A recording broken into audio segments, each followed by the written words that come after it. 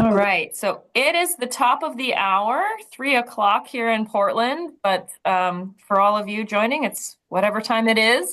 But we are going to get started. So hello and welcome everyone to Fostering Collective Leader Efficacy Among Teams with Peter DeWitt and Michael Nelson. Peter, could you advance the slide? And I'm just going to go over a few technical details and then we will be off and running. So just a few reminders. Please feel free to submit questions and interact in the chat. I know Peter and Michael are going to be giving a lot of prompts for this. And make sure that your chat is set to everyone so that everybody can see your messages. If you'd like to disable the closed captioning, you can click on CC Live Transcript at the bottom of the screen and then click on Hide Subtitle. This webinar is being recorded and the recording will be sent via email from Corwin. And you can also expect your certificate of attendance from Gutenberg Certs. So that's a new thing we're trying this season, so keep an eye out for those. Next slide, please. We have some exciting webinars coming up over the next few weeks, so you can learn more about these upcoming events and others for the rest of our season, which runs through June at corwin.com/webinars. And next slide. This is the fun part. We are giving away 2 copies of Peter and Michael's book, Leading with Intention, at the end of the webinar, so stick around to see if you've won. And we are also giving away a copy of every book featured this season at the end of our season in June. So every time you attend a webinar, you get entered to win. So make sure you're attending webinars and give you a greater chance of taking home all of those books. And I am now going to pass things over to my colleague, Pam Berkman, who's going to introduce our presenters. Well, I am Pam Burke. I am the senior editor for the School Improvement Line here at Corwin. Peter DeWitt and Michael Nelson were the first Corwin authors I spoke to when I came on board. They were on the road, literally, talking to me from their car, going from one engagement where they were working to help schools and districts, leaders, teachers, students, communities, to another engagement where they were going to do the same thing. And just after talking to them for about 60 seconds, I knew I was going to love my new job. Peter DeWitt is the author of 8 Corwin books, including Collective Leader Efficacy, and co-author with Michael Nelson, of course, of Leading with Intention.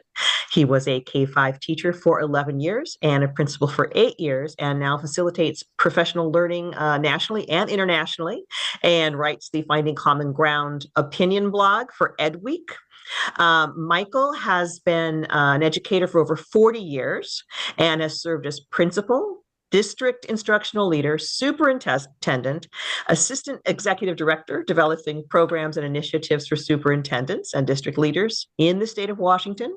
He was named Washington State's 2019 Superintendent of the Year and was elected president of the Washington Association of School Administrators. Peter and Michael co-host the Leaders Coaching Leaders podcast, now in its 9th season and available on the Corwin site, YouTube, and wherever you like to listen to your podcasts. So delighted to be their editor, so delighted that they're here. So without further ado, I will hand this off to our presenters, Peter DeWitt and Michael Nelson, to get started. Take it away. So much, Pam. We appreciate this very much. I have to tell you, Michael, how are you feeling when you're looking at the chat box? You're seeing people from all over the US, all over Canada. We've got the Philippines, we've got Australia. That's really fantastic. And we are so grateful that you're here. So when we're looking at collective leader efficacy, this is a definition that Michael and I contributed or created a while ago, I should say.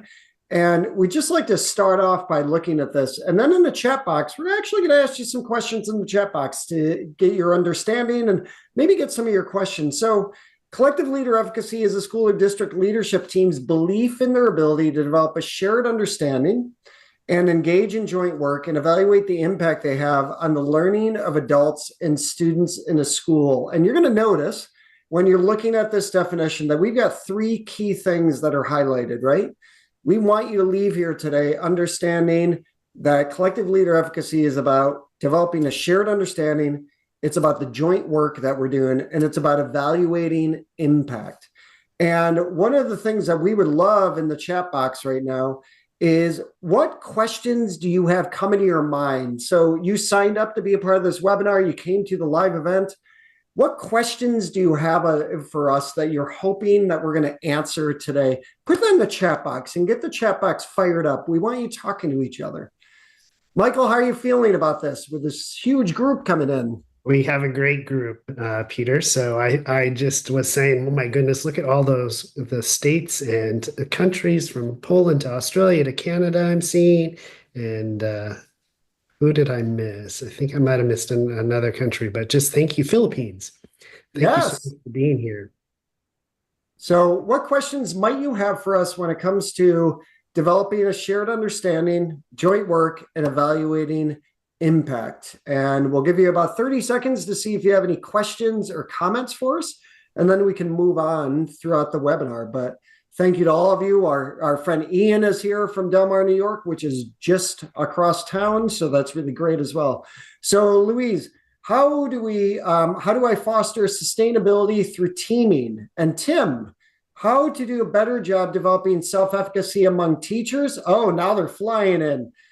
Kate, you're looking for 3 easy steps to accomplish all this. We can do that. Me too, Peter. So I'll be listening for that one. That's good.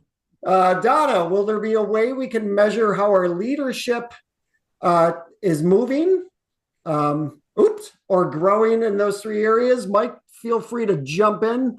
Ian, our friend Ian, what is the best way to develop a shared understanding with our staff? What else do we see in there? Just there's some great, practical solutions. I think it's a time of year. We're mid-year in the United States and in our school system. So it's like, what could be that? But we're starting the year in Australia. So how can we support them? So some of those practical kinds of things, which I think we're going to give them for sure. Yeah, and this is great. So Tasha, you're asking about you're curious about some of the measurement tools to evaluate impact. We're going to talk about that at the end. Paulette, our friend Paulette, when I read the statement, I think about the time for implementation, wondering if this is part of the joint work, but is unspoken. Okay. And building teacher self-efficacy as a building leader, how to activate team engagement beyond the surface. Really great. Will there be a practical solution? 1, 2, 3, I can use immediately. Yes, we will talk about some things that you can definitely do. And others, how do your concepts relate to administrators, supervision, and evaluation of teachers? We'll definitely focus on that. And what are some skills required for the leaders? These are really fantastic, and we will come back to that. So Peter, just one quick strategy, since they were like, okay, what's a strategy I could do? Asking staff before a staff meeting, what do you hope to get out of this professional learning, and have them put it into the form of a question. Having them, before you do any type of learning yourself, write down a few questions that you have. What we know is our brains work magically, and our brains will automatically seek out, when Peter and I talk for the next hour or so, the answers to those questions. So this is a form of what you call question storming, correct, Peter? Yes, it absolutely is, Michael, and you're right. And sometimes what Michael and I do is we call out the strategies we're using so we don't miss them. So absolutely, if you're looking for a way to just engage your teachers in the first place, what you can do is send out, you might send out your agenda or whatever they're going to be learning together at the next meeting, and ask them to think about questions. And sometimes what Michael and I will do is we will even say, here are 2 questions that we have, just to kind of inspire people to use that as well. So one of the other things that I'm going to look at is, Goret, you said... So just Don, real quick, said, how do we do that? What, for me as a building principal, and I know you did this as a principal and as a superintendent, do it privately first before you go before you go public with it. But at least privately, that person is doing the learning themselves on that piece of Post-it. I'm tapping my table, Peter, that Post-it or something. So Don, that's a great question. So start private and then move to public. All right. And thank you. And just one more, we have some new leaders in here, and they're asking questions about what can we do to do this work. What we want you to know first and foremost is that when Michael and I are reading, when we're doing a podcast, when we're going in to facilitate, most of our work is long-term hybrid work. We go in with a learner's mindset. We don't go in with the expert mindset. We go in with a learner's mindset because there are things that we want to learn from the audience. So as new leaders, what can you learn from the teachers and staff that you're working with? So you will see a QR code that's up on the screen, and this will allow you to actually create a copy of our collaborative inquiry placement. And we would like to explain this a little bit before we dive into the deeper work. For those of you that are looking for practical strategies on what you can do, obviously that's going to be a little complicated within a 45-minute session. But one of the best things that you can do is engage in collaborative inquiry. And one of the things that can happen is that when you're looking at collaborative inquiry, we start to look at 4 different pieces. And for those of you that are having trouble with the link, don't worry, we will make sure that you get a copy of this. We will send this to Melissa when she sends it out with the notes, okay? So with collaborative inquiry, it really comes down to 4 steps. Number 1 is going to be, what's the main priority that you are focused on, right? And that's where we're going to talk a little bit more today about shared understanding. Implementation, what's your theory of action? If we do this work, then what do we expect to see in classrooms? Or if we do this work, then what do our teachers need to be successful? Number 3 is evaluation, which means evaluating our impact. And some of you were talking about metrics, which we will get to in just a couple of minutes. And then number 3 is reflection. How can we do it better? When Mike and I are working together, especially with our long-term work, we do exit tickets that we use for a formative assessment for the next time that we're going to work with the group. We're always looking at how can we actually reflect and do this better the next time? What did we learn from what we're going to do?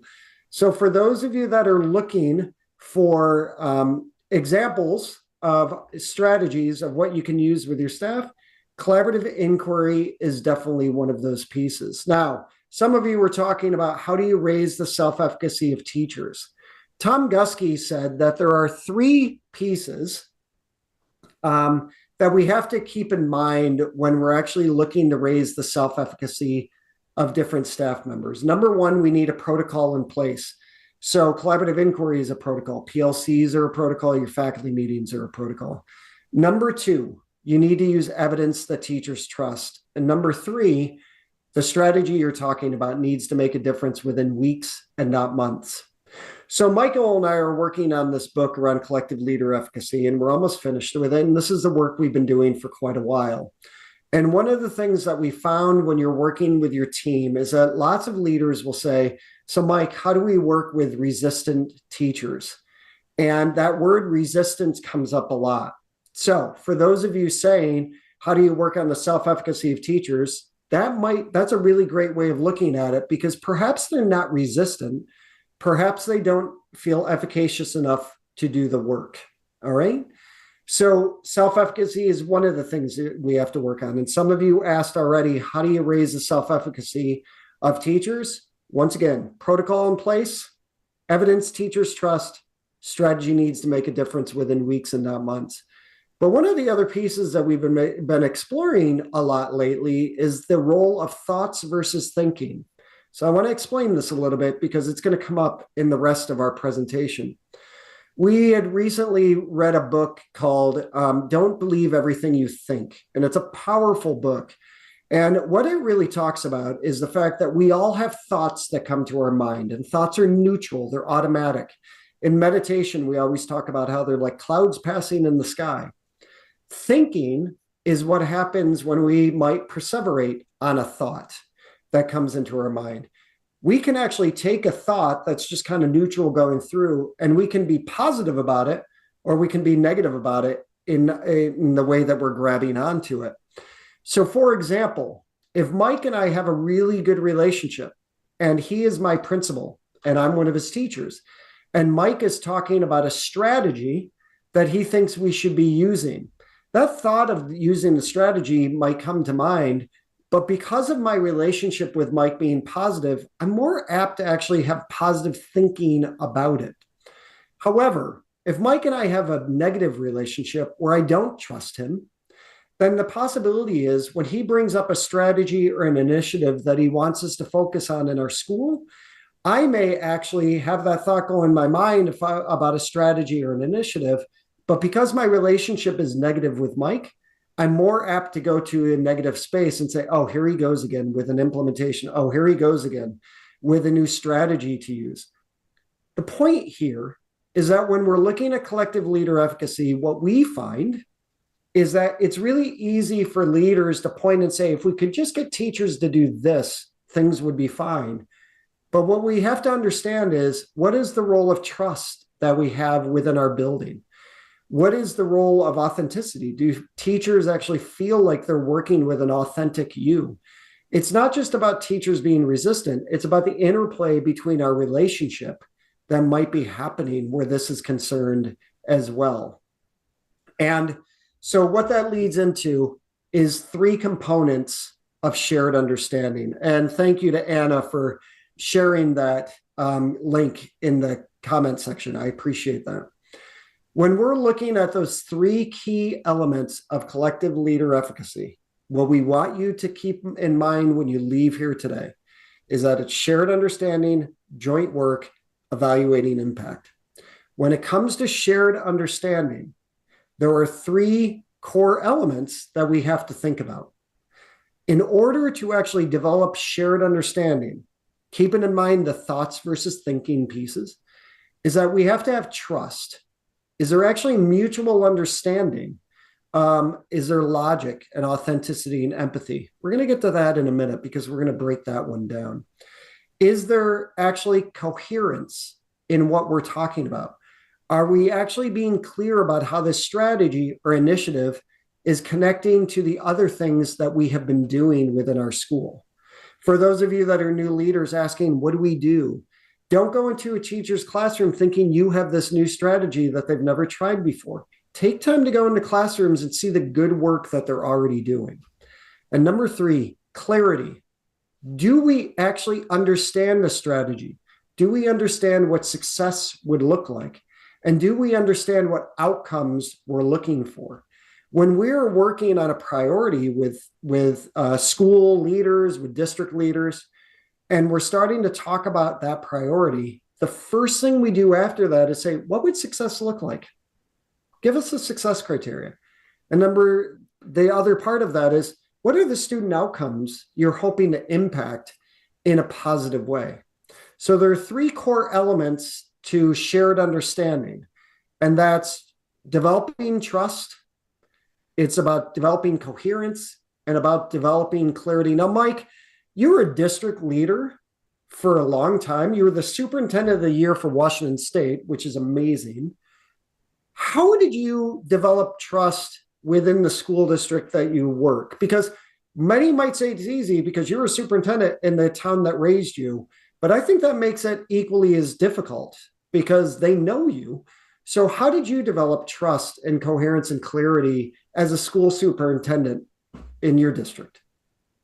That's a great question. Appreciate it, Peter. Here's my story about that. So yes, you're right. I was raised in the community where I became superintendent, and I was known as Little Mikey. So when I served meals with the Rotary Club down at the Senior Center for Thanksgiving, they called me Little Mikey. So that's just the way it was. But in terms of trust, here was one of the biggest ahas that I had. So I became superintendent. My brother Tim, who's 8 years older than I am, was a middle school teacher. As a principal and as a district office person, I walked around buildings like you, Peter. I walked in and out of classrooms. I knew instruction going on. I could ask questions. I knew individual students. But when I became superintendent, my brother Tim, I went to his school and I went in and out. And he called me that night. And Peter, he said, Mike, you got to realize you're the superintendent now. I said, what does that mean? I'm still Mike. They know me as Mike. And they said, no. My brother Tim said, no, you're the superintendent. So you just need to know that going in when they walk into your classroom. So what are the things that you're going to do to connect with them so they know when you walk into that classroom that it's it's okay, and so it builds just some simple relationship steps, but also knowing and having that understanding about instruction, and so it just and consistency. So really being consistent and showing up and being present and having conversation, doing lots of listening, and it doesn't happen, Peter, magically, like in the next day. That's when it occurred. It occurred over time with consistent behaviors and action. And I love that you just said that, because for new leaders that are coming in, they want it right now, right? Even some people put in the chat box, we want the answer right now. So the trust piece takes time. So here's what we're going to do. We really value having engagement with the audience. We do this when we're doing our virtual work. We're doing this when we're doing our hybrid in-person work. So this is what we're going to ask for you to do. And I don't have directions put up because I'm totally just going off right now with what we would love is to hear from you. We want to learn from you. You're coming in from all these amazing places. So if you have one key strategy you use to build trust, put T and then put what it is. If you have something that builds coherence, put CO and then tell us what it is. And if you have a strategy that you've used that you think is amazing and it has helped people you work with gain clarity, put CL and then put what that strategy is. Let's share some strategies in the chat box. If you have a cool strategy that you think people need to know, let's learn from each other. Let's not just make it about Mike and me. If you've got something that you think helps build trust, put T and put what that strategy is. Coherence, CO, put the strategy. CL, for clarity, put the strategy. We'll give you 30 seconds to get the chat box fired up, please. So Tasha, thank you for starting. We've got transparency. We've got follow through. Do what I'm saying. This is awesome. Thank you so much. Help me, Mike. They're flying in now. Margot, trust, active listening. Donna, be visible and have more human interactions. That's totally a Mike Nelson thing right there. I love the clarity. Anna puts clarity in where the instructional coaches who know what the vision is are helping to disperse that within teachers and schools across. Hans Nelson. That's a very familiar last name, Mike. Do you know Hans Nelson? Listen more than I talk. Listen more than I talk. Listen more than I talk. I love that. He's a pretty good kid. Tara, you put CL for clarity, learning intentions, and success criteria for every learning experience. That's exactly what we do. That's awesome. Kate, trust, being a former teacher helped a lot. I never forget how hard the job of a teacher is. Tanya's saying Hans is the best, so that's great. Hans is even getting a shout out in the chat box. Thank you for putting these, and please make sure that you're reading them because we should be learning from each other. So we're going to just unpack one key element of shared understanding. So we know that when looking at shared understanding, it's more complicated than you might think. And the reason why Mike and I actually talk about shared understanding is that we think in schools, we have a shared language. We use acronyms like MTSS. We can talk in full sentences with acronyms. We talk about tier 1 instruction. We talk about student engagement. We talk about instructional leadership. We talk about things like feedback. We have a shared language, but we don't have a shared understanding of what those words mean. And when we talk about student engagement, it could be that one person, one colleague thinks student engagement's authentic engagement, and the other one is compliant engagement. So we need to develop a shared understanding about the words that we use. And for many times, Mike and I will just say, so we heard you talk about student engagement. Could you tell us what that looks like in your classroom, just to give us an entry point into the conversation? But what we're finding is that shared understanding is actually more deep than that. Shared understanding is about those three pieces: trust, clarity, coherence. And thank you so much for putting your strategies in the chat box. But we want to unpack one just a little bit more, and that's where it comes with trust. Ian Knox, who is in the chat box, just had a wonderful article come out yesterday in Education Week where he referenced the three core elements of trust as well. So this comes from some work from Harvard Business Review. And what they say is that there are three core drivers of trust. And the three core drivers of trust are authenticity, logic, and empathy. And you can see the citations at the bottom. What the authors are saying and what they researched is the fact that in order for us to build trust with our staff and really get to a place where we can develop that shared understanding, they need to know that they're dealing with the authentic you, that they're really interacting with the real you. Number two, that they have faith in your judgment and competence. And number three, empathy. When people feel that you care about them. That's a way to develop shared understanding, because if you have these three core drivers of trust in place, then that whole idea of thoughts versus thinking is going to be a lot easier because they have trust with you. And the thinking that they have based on the ideas that you're talking about are probably going to be less negative and more positive. Mike, I want to go back to the authenticity, because this is another area where I think you just are our model for us in that. How do you model authenticity at the same time that you keep the necessary boundaries, which also had to be hard for you being a superintendent in the district that raised you?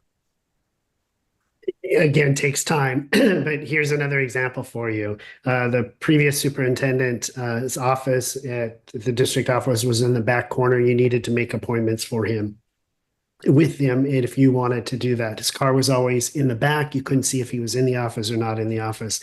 When I took over, as many people wrote in the chat box, Peter, transparency was not there. And so what I did was I moved the office to the front. I had parked my car out front. I moved it to not a stall that said superintendent, but to the furthest parking stall in that parking lot. People knew my car, small town, Enumclaw, in metropolitan King County, but it was still a small town. They knew where I parked, excuse me, walked, to my office. People thought I was crazy to do that. They thought I would be overwhelmed. But what happened is, over time, being transparent and being authentically who I was, I wanted to be accessible. I wanted to be an accessible leader. I wanted to be somebody who focused on teaching and learning. I wanted there to be pride in our school system. I wanted to lower the leadership that you talked about, to kind of flatten the system from where it was, so everybody felt a part of the growth. So that was my desire. That was my outcome. My actions and behavior needed to be consistent in that, and that's where authenticity occurs. Thank you very much for that. All right, Michael, you can take it from here. Well, I'm going to build a picture before we get started on this slide. That the black box, we just covered one of what we call kind of our three-legged stool of collective leader efficacy, and that's shared understanding. So when you think of a three-legged stool, you think if one of those legs is missing, it's going to wobble and topple over unless it's perfectly designed. So, that you need all three legs in order to, what we're saying, for collective leader efficacy to happen. So Peter just brilliantly covered just a small part of shared understanding. We consistently put anything, when we talk about shared understanding, in the color orange. A tip you wanted to walk away with: what are some practical tips? If you have something that you're messaging and it's literacy, if you focus it on a certain color or always have a certain graphic, that will cause recognition by staff, parents, students across your system. So anything that we do for collective leader efficacy is done in orange and shared understanding. The section that I'm going to be covering in the next few minutes is engaging in joint work, always in gray. And evaluating the impact, which is the third leg of the three-legged stool, is in blue. What Peter hinted at, and what we're going to demonstrate in the next two legs of the stool, is we've gone much deeper in each of these areas. So we've said, okay, these are the three areas, but Peter shared brilliantly under shared understanding the three components of coherence, clarity, and trust. And even within those, he showed three critical questions under the area of trust. So you could see the layers from shared understanding to that piece. Did you do that on purpose, or can I go back? Sorry. Yeah, so the layers of each of those three-legged stools. Again, we're doing it in a quick 1 hour webinar. Symbolically, in the middle is not just this round cycle, but it's a spiral that continuously gets better and better and bigger as you continue to do the work. And it is in a circle. So if you look at priority of your priorities that Peter talked about, in order to do that priority, you almost need to step back a little bit of what's your data to get to that priority. So what's telling you why you need to focus on that priority. So you could see how these three pieces work together. So now we're moving into that second leg of the stool, engaging in joint work. As we move forward, you're going to see that collective placemat that you saw just a glimpse of a minute ago, because Peter loves to provide that anticipatory set. He's just like got you on point. And you're going to see that gray arrow focused to implementation. And on this, collaborative inquiry placemat, you're going to see the core part of it is that theory of action. If we do want this, then we need to do this. So if then types of statements. So that's really at the core. On this placemat, you're going to see then, okay, how do we do that? Some critical questions from logic model. What's our timeline? What are the resources that we need? How do we begin to move forward? So we've seen that chart in multiple kinds of way, but this is where it becomes alive. It can't come alive though if you don't have the shared understanding, if you're not continually getting that publicized, if you're not continually evaluating, which is the third leg. So you could see how all of these pieces begin to work together in unison. But the core part of the implementation piece is that theory of action. Peter, do you have a question for them? What do you think? So I'm wondering if when you're doing this work, when you're looking at improvement back at your school or within your district, and you're talking about a priority and you've been thinking about success criteria, how many of you actually use a theory of action and you've thought deeply about, so if we do this work, then this is what we need to be successful, or if we do this work, then this is what we should see in the classroom. In the chat box, just put that you use a theory of action, how you might use it, so people can share or so people can learn from you.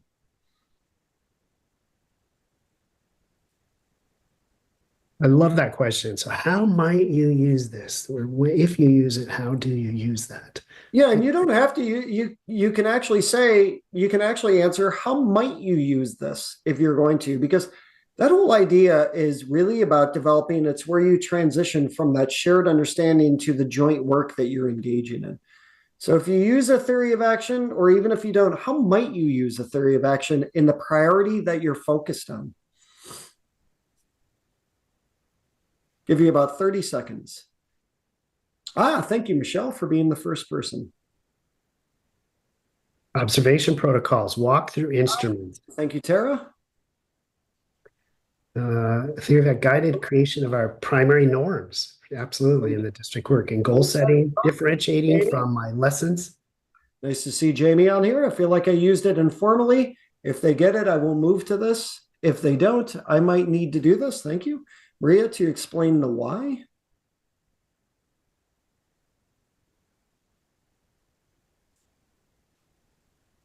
Ian says we have targeted students with lagging fact fluency skills this year, and we have developed WIN, what I need blocks in 3 grade levels. Thank you for that. Collaborative response meetings. I love the sound of that, Margot. So I'm going to let the chat box continue, Peter, and I'm going to just stay on the, will you stay back on that slide, please? The reason that I want to stay on this slide is what Peter and I often do and what we love to do. Of course, we do one-day workshops, and of course, we do keynote speeches, but we love to do long-term work over time because it forces us to be that teacher. So it's like, how do we build on one session to the next session to the next session? We're currently finishing up a 15-day or 15-month project with the principals in New Brunswick, Canada. And we've introduced the collaborative inquiry placemat. And what they have discovered is this is like a tool. And right now, if you've not seen it before, even if you've seen it before, it's like, well, this is a tool. I've seen Mike and Peter show this before. And I know theory of action. But what we've discovered is over time, principals are telling us this is a way of thinking for my building. So I even have teachers going, well, what's our theory of action for what we are just discussing right now? Does this tie to our priority? All of a sudden, this language becomes part of that key culture. It's a way to do business. As we move forward with joint work and we look at the circle, we have identified three areas, just like we did for shared understanding. So we have the major three-legged stool. Now this is our three-legged stool within joint work. So joint work won't work if one of these legs are not sturdy or strong. Make sense? That's the way we're putting this together. We see those as culture. Is a culture in place where adults are both congenial and collegial? And we're going to dive deeper into that one in just a little bit. The network. Do we have a network established for both job alike and system professional learning? So breaking down silos, having and building the collective, the congenial, the conversations that you have with colleagues. Do you have that both with people who are like in their jobs as well as through the system or through the school if you're a principal? Systems. Are there systems in place to ensure the involvement of stakeholders? We're going to talk a lot about that because stakeholders both inside and outside of school. So think of stakeholders inside, outside of school, and those two different, if you could do it on a T-chart or domains, think about that when you're thinking through the priorities that Peter talked about in the shared understanding section. As we move forward, we're going to take a look at culture. So a little bit more in depth at the word culture. So in the word culture, we've identified three areas. So we put those in the question tied to culture: congenial, collegial, and climate. So congenial and collegial. Judith Warren Little has written a lot about joint work, ton about joint work. She uses language in that of you need both. You need to have groups that are both congenial and collegial in nature. And in that research, it kind of beefs up that instead of the word relationships. In a few slides, you're going to hear what a term that Peter and I coined about relationships, trying to make that stronger. But congenial, do I believe my colleagues and I are congenial? That's kind of the key question around that. Are you connected more than just donuts on payday? Are you connected more than even a thank you note? Do you know with each other? Peter, you have examples of how you started in a building before you first became principal. You started in the area of congenial before you went to collegial. Can you share a little bit about that? Yeah, quickly. I got hired in April as a principal for a job that didn't start until July, but I was teaching at a high poverty city school outside of Albany. And the person I was taking over for was great. She was going to become the assistant superintendent. And she said, come over to the school whenever you want. Well, I was teaching. But once a week, I would leave school at 3:30. I would get over to Averill Park, where I was a principal, at 4 o'clock. And I met with the secretary. I met with Sharon, who was my predecessor. And the secretary actually gave me the yearbook and said, I want you to study the faces of the teachers. And she wrote the teachers' spouses' names next to their faces. And she said, study the yearbook for students. That some of them are going to change, but it's just really important for you to know names. And I went over once a week after school, and I took 2 personal days to go during the day. They had a special PTA night. And by July 1st, I knew everybody already because I had made the commitment to go over there. And was it hard? Yes. Sometimes it was really difficult to kind of get over there for 3 months, once a week. But did it pay dividends in the long run? Absolutely. Because I really felt like I created relationships as best that I could. And then when we started in July, and then the teachers came in September, you could go deeper and deeper with those.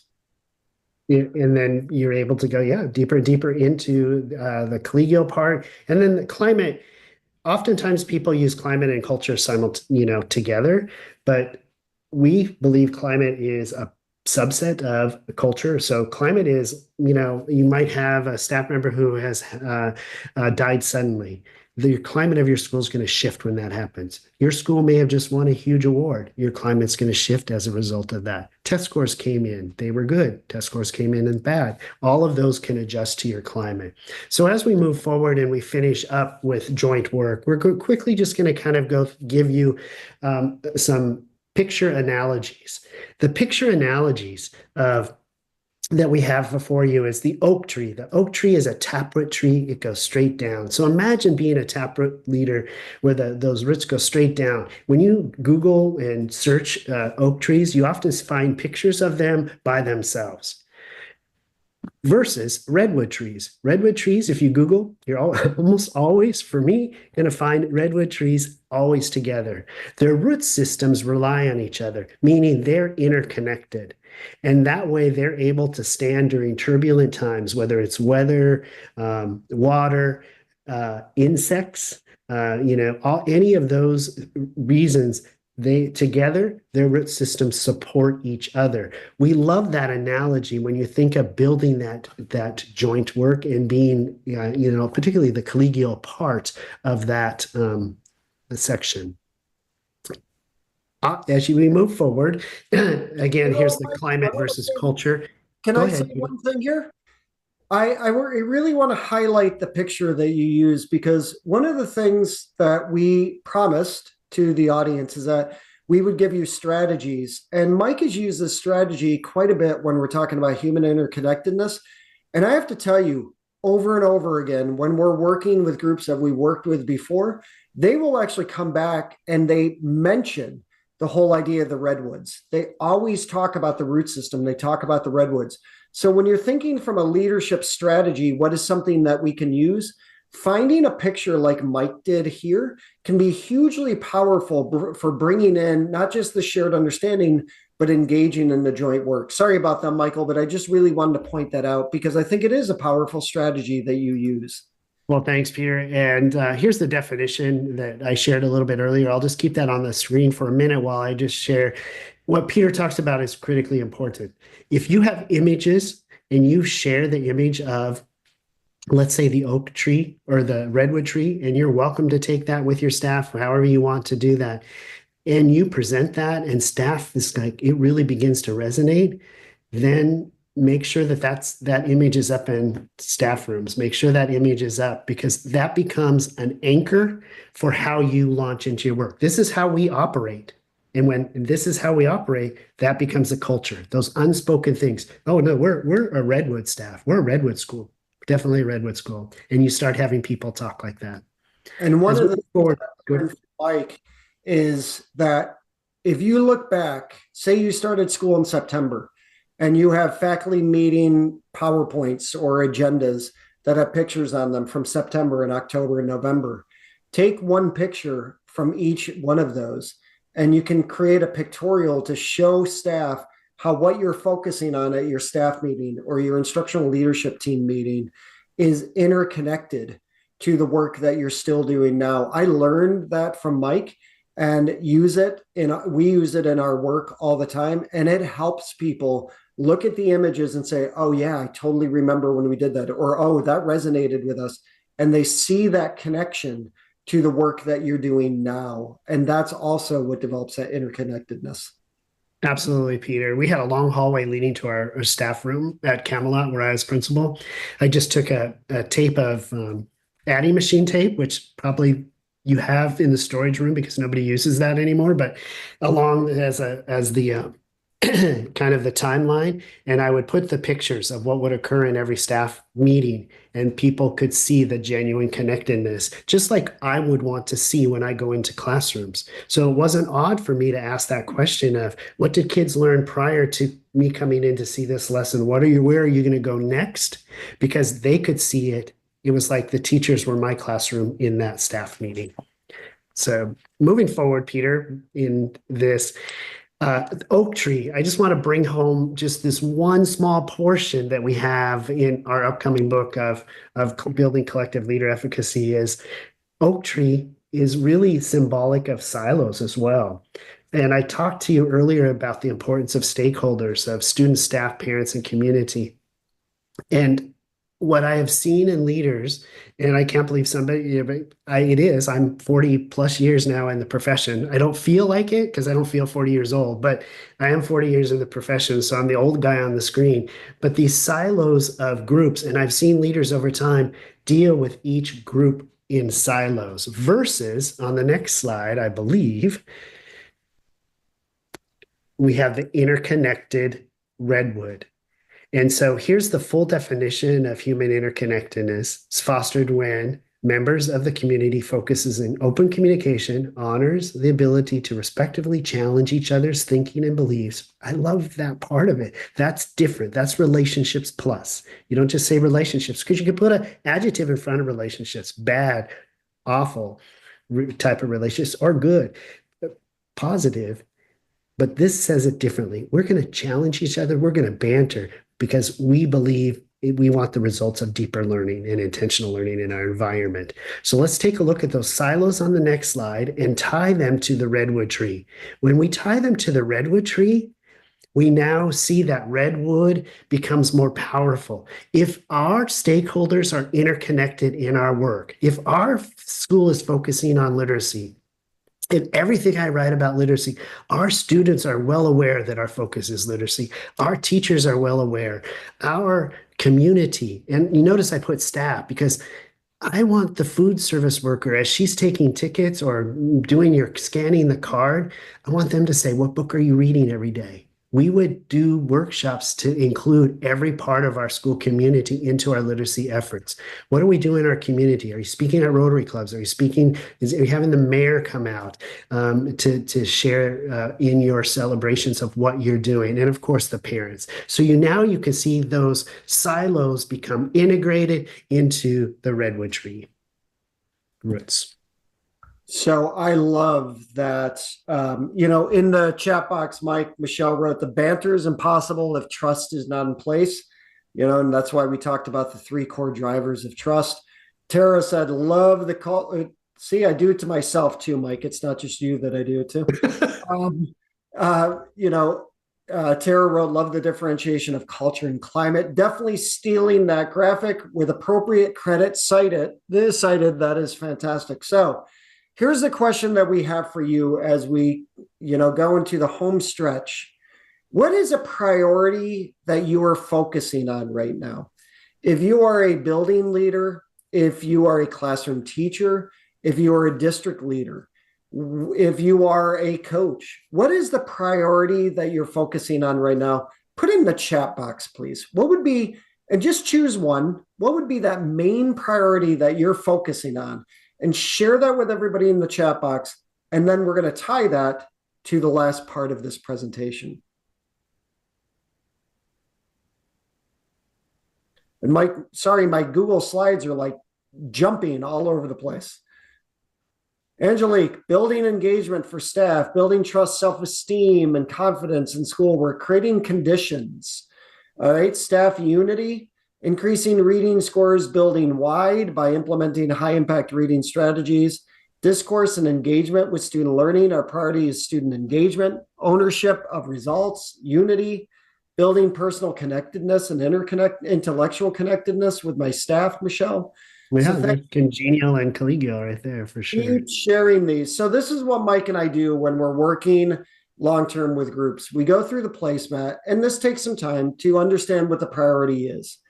And when we ask about the priority, then we ask, what does success look like? And then after we ask you to develop that success criteria, which is incredibly important. If you're not developing success criteria with your staff around your priority, you're missing an opportunity. We go into what is the student outcome, and people tend to struggle a little bit with the student outcome piece, and that's okay. Because we want to know that it's tied to student outcomes. Raising test scores is not a student outcome, but proficiency is, right? So here's the thing. When we start to look at evaluating impact, that's going to be the last piece that we focus on. We actually draw on Bernhardt's work. And Victoria Bernhardt's work specifically from 2018, because Michael and I always ask our groups, two fundamental questions. And these are two questions you can steal. How do our actions impact student and adult learning in positive ways? And how do we evaluate that impact? If you're talking about a strategy or an initiative, if somebody's coming in and saying, I just went to a conference and I want to be able to use this strategy, these are two questions that you need to be able to ask. How do our actions impact student and adult learning in positive ways? How do we evaluate our own impact? So what it comes down to is evidence of impact is really these questions around student learning. So we're going to focus on academic performance. How are students showing measurable growth and what's influencing their progress? If you have a positive relationship with the people having this discussion, then your thinking, remember thoughts versus thinking, are going to be positive. Engagement. How does student engagement impact learning and what fosters deeper participation? This is where we have to talk about success criteria. What would success look like? And then, of course, we have skill development. How well are students applying critical thinking and problem solving? So what Michael and I are doing when we break down shared understanding, joint work, and evidence of impact is really having these threes. And these are the threes that we chose for the whole idea of evidence of impact. So what we would like to do is actually go in and just focus on Bernhardt's work. So I want you to think about your priority that you put in the chat box. That's what Michael and I want you to think about. And Michael was the one who said, I think we should use the acronym. Why, Mike? Why do you want to use the acronym?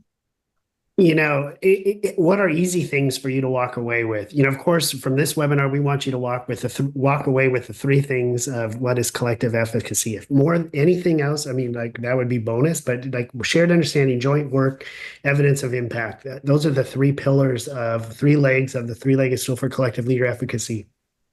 As we went into Bernhardt's work, it's heady. It's like how can we help you do an elevator conversation that becomes so natural that all of your staff know the four types of data. So demographics, perceptions, student learning, school systems. Okay. So as Mike said, school processes. Sometimes we make data way too complicated. Mike and I have had some conversations with people in the past couple of days, and we just make it way too complicated. And what we're trying to do is make it fun, make it more of a learning experience. When Mike and I write, when we present, when we lead, we go in with a learner's mindset. That's what we started off this presentation with. So what we use are multiple measures of data from Bernhardt. So we asked you to share the priority that you care about the most. Many of you talked about unity and those kind of things. So what we're going to do is just break it down. Often what we see when we're working with groups is that they collect a lot of data, but they don't do anything with it. So what we want to do is use data in a very intentional way. When you think about your priority, then you start to grab the demographics data. What demographics data is going to give you information? Very often when we're working with schools, they'll say like student learning, they'll talk about, we want students to take ownership over their own learning or something like that. And we talk to them about demographics. And the first thing they will say is, well, we're high poverty. What does that mean? Because what we also want to look at with demographics is what is the teacher background? Do you have a high percentage of teachers that are emergency certified or come from non-traditional backgrounds? Might that be demographic data that you need to know when it comes to students taking ownership over their own learning? Then we go into the idea that what Bernhardt says is over time, this demographic data is going to indicate changes in the context. And we work with lots of schools that the demographics are changing. So how do we prepare for that? And that's where we also start to look at teacher background and things like that. When you're thinking about your priority, then it's about the perceptions data. We were working with a school in Hawaii where the principals focused on students taking ownership over their own learning. But when they looked at panorama data, which is all about student confidence, what they found is that their 3rd through 6th graders, less than 40% of them actually felt confident as learners. So that means not only are we focusing on the academic piece, we have to really focus on that social emotional piece, right? So we're looking at demographics, we're looking at perceptions. And then when you're thinking about that priority that you're focused on, what about the student learning data? One of the biggest mistakes one of the biggest missed opportunities we see with educators that we work with is that lots of teachers will collect common formative assessment, but they don't necessarily sit down with students and go through it with students. So the teacher still has the power, and the student still isn't taking ownership over their own learning because they don't get the opportunity to do that. Or if we have student discourse as the priority, well, when we look at student learning and we do observations, we notice that the teacher is lecturing and the students aren't talking. And then, of course, the last part that Mike talked about was school processes in that DPSS. When you're looking at school processes, what you need to be able to do, and we do this when we're working with school leadership teams, is we look at your instructional leadership team as a school process. So somebody really at the beginning asked a question about how do you know if your team is having impact? This is how. When we're working with schools and we're working with school leadership teams, the school processes part that we ask them to focus on the most is their school leadership team. What are they focusing on at that team? How are they learning from one another? What strategies are they teaching each other? What strategies are they asking teachers to use in the classrooms? And how are they seeing the impact of those strategies? Because what Mike and I have learned from working with people like John Hattie is that it's easy to get teachers to try a strategy. There's a really wonderful meta-analysis from Harvard, from Kraft, that found 60 studies, meta-analysis, about instructional coaches K2. And what they found is that when it came to the instructional coach teaching a teacher how to use a strategy, it was a 0.49 effect size that the teacher was going to use that in the classroom. But when they dug down deeper to look at whether that strategy made a difference to student learning, it had a 0.18 effect size, well under that 0.40 that equates to a year's worth of growth for a year's input. So when we're looking at something like school processes, what in your team, what strategies are they using? And how are you looking at how it impacts student learning? And Mike, I was going in to do a walkthrough in a school because I spend all day in a walk. And you and I were talking on the phone, and you really talked to me about making sure that when we're doing walkthroughs, we're not looking at the teacher, but we're doing what? We're looking at the student. And I talked with Peter about where do you normally stand, or where do you see the principal normally stand and or sit? And he goes, almost 85% it's in the back. And I would encourage to do the opposite of wherever you can see the faces and reactions and nonverbals of the students. That's where you need to position yourself. If it's the front in the corner, put it in the front in the corner. All right, Mike, I'm going to let you close this out and turn it over to Corwin. Well, just very fast, because I know Corwin wants to be able to give away a couple books, so stay on. We hope more than anything you enjoyed it and that you gleaned a little bit from Peter and myself. We sure have a lot of fun talking about it. As you probably could tell, we have a lot of fun working together. But think of the three-legged stool. Think about shared understanding, joint work, and evaluating the impact. Think of those three legs. Without one of them, the stool's going to topple. But don't think about it in just this concentric circle. Think about it in this positive spiral that gets bigger and better with each leadership move that you make. And with that, we are grateful to each and every one of you. Have a good evening, everybody, or morning if you're in Poland. It's in Australia. Yes. All right. Goodbye, everybody. That was great.